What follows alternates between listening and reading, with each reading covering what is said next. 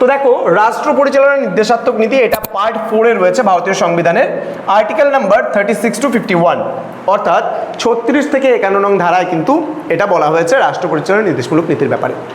ভারতীয় সংবিধানের প্রস্তাবনায় সামাজিক, অর্থনৈতিক, রাজনৈতিক ন্যায় প্রতিষ্ঠার জন্য যে সাধু সংকল্প বা ভালো একটা সংকল্প ঘোষিত হয়েছে, ভারতের সংবিধান প্রণেতাগণ কিন্তু মৌলিক অধিকারের অধ্যায়ে উক্ত সকল প্রকার ন্যায় প্রতিষ্ঠার সুযোগ সৃষ্টি করতে পারেননি। অর্থাৎ আমাদের যে সমস্ত সাম্যের কথা বলা হয়েছে, যে সমস্ত ন্যায়ের কথা বলা হয়েছে, সেগুলো কিন্তু সম্পূর্ণটা ভালোভাবে প্রতিষ্ঠিত হয়নি। আমরা আমাদের মধ্যে থেকে একজনকে ভোট দিয়ে জয়যুক্ত করব এবং তার হাতে আমরা আমাদেরকে শাসন করার দায়িত্বটা কিন্তু তুলে দেবো, অর্থাৎ দ্যাট ইজ কল্ড ডেমোক্রেসি বা গণতন্ত্র। বলছে ভারতীয় সংবিধানের 42তম সংশোধনের মাধ্যমে নির্দেশাত্মক নীতিকে মৌলিক অধিকারের তুলনায় বেশি গুরুত্ব প্রদান করা হয়েছিল।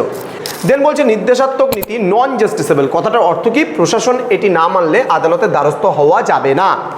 এইবার দেখো, ভারতীয় সংবিধানে কি বলা হয়েছে যে তোমাকে তো নির্দেশমূলক নীতিগুলো মানতে হবে, কিন্তু নির্দেশমূলক নীতিগুলো যদি কেউ ব্যাঘাত ঘটায়, তাহলে কি?